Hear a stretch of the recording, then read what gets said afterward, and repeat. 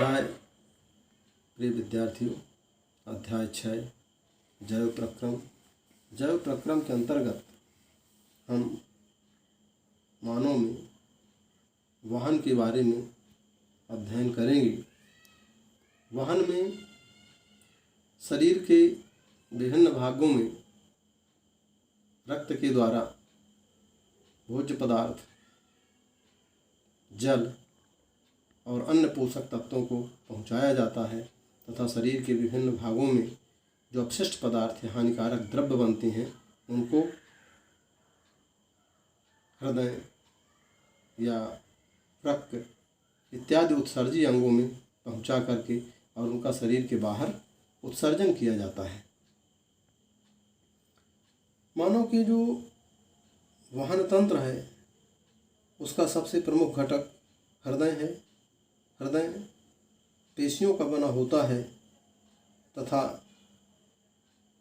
यह pumping station की तरह कार्य करता है। ये पंपिंग करके और रक्त को शरीर के विभिन्न भागों में पहुंचाता है और शरीर के विभिन्न भागों से जो रक्त जिसमें कार्बन डाइऑक्साइड मिली रहती है वो आता है, उसको पंप करके और फेफड़े में पहुंचा देता है। दूसरा अंग है धमनी। ये धमनी मोटी भित्ति वाली नलिकाएं होती हैं और ये वाहिकाएं हृदय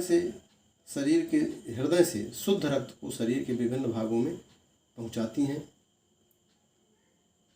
तीसरी हैं शिराएं। शिराएं जो हैं शरीर के विभिन्न भागों में जो अशुद्ध रक्त या अपशिष्ट पदार्थ रक्त में जो मिल जाते हैं तो रक्त अशुद्ध हो जाता है। उस रक्त को शरीर के विभिन्न भागों से मानव के हृदय तक पहुंचाती हैं। ये पतली भित्तियों की बनी होती हैं। चौथी वाहिकाएं हैं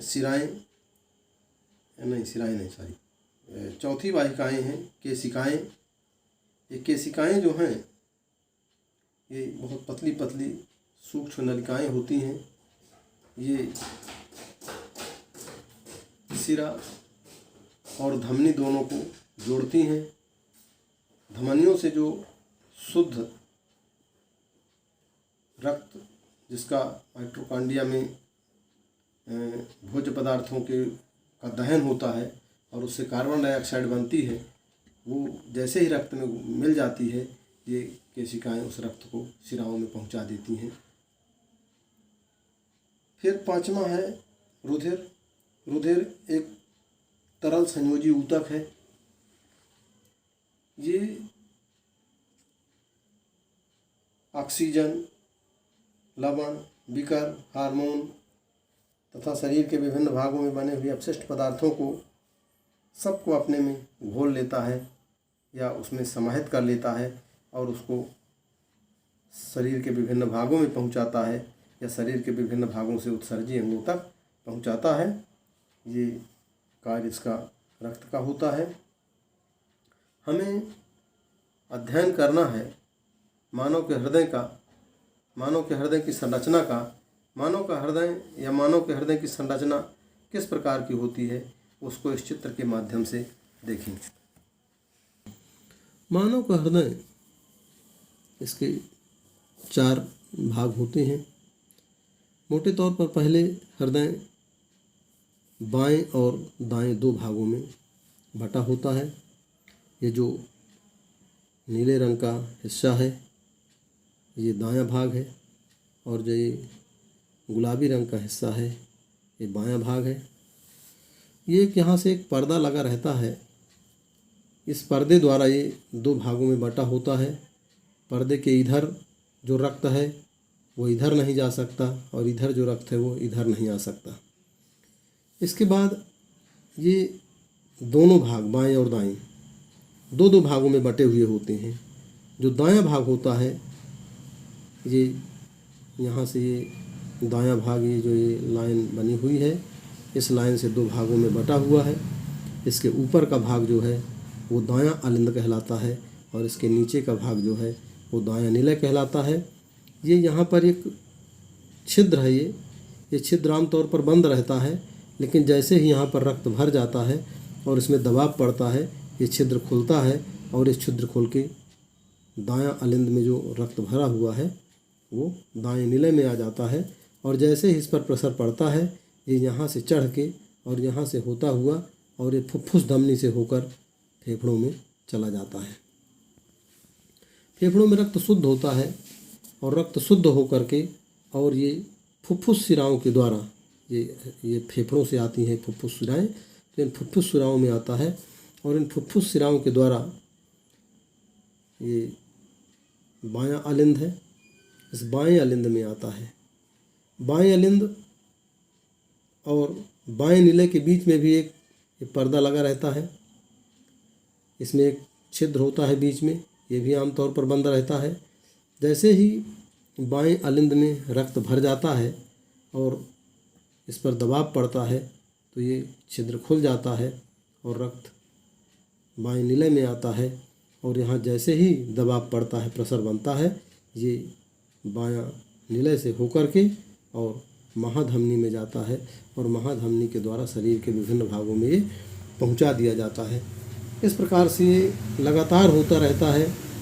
रक्त का यहाँ से सिकुड़ना चालू होता है तो ऐसे सिकुड़ने लगता है और ये ऐसे सिकुड़ता हुआ सिकुड़ता और ऐसे सिकुड़ करके और एक बार ज़ोर से प्रेशर मारता है।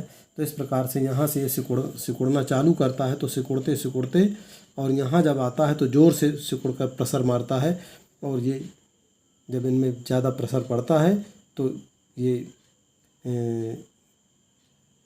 दाएं निलय का जो रक्त है वो सीधे चला जाता है फेफड़ों में और जो ये बाएं निलय का रक्त है वो यहाँ से सीधे चढ़ के और शरीर के विभिन्न भागों में पहुँचा दिया जाता है।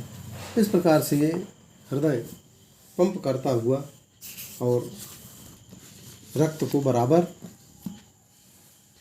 शरीर के विभिन्न भागों में ले जाता है और वहाँ से शरीर के विभिन्न भागों में लाता है। इस चित्र को मैं इसलिए दिखा रहा हूँ कि ये केशिकाएँ क्या है, देखिए कि कैसे ये धमनी है, इस धमनी में शुद्ध रक्त है, ये शुद्ध रक्त ये हृदय में ये इसमें दाएं अलिंद और दाएं निलय में आ रहा है और ये यहाँ पर ये अशुद्ध हो गया, ये शिरा में आ गया और इस शिरा के द्वारा ये बाएं अलिंद में आया और बाएं अलिंद से बाएं निलय में पहुँचा और यहाँ से ये इस तरह से ये पूरी शरीर की संरचना इस पूरे शरीर की जो वहन प्रणाली है वो लगातार चलती रहती है और ऑक्सीजन तथा कार्बन डाइऑक्साइड के परिवहन का और विनिमय व्यवस्था का निरूपण होता है। इसमें मानव की वहन प्रणाली चलती रहती है। इस प्रकार से ये मानव के हृदय और उसके वहन प्रणाली के संबंध में हमने चर्चा किया। इसको उम्मीद है कि आप लोग देखेंगे और उसकी जानकारी मिलेगी आप लोगों को। इसी शब्दों के साथ ये वीडियो समाप्त करता हूँ।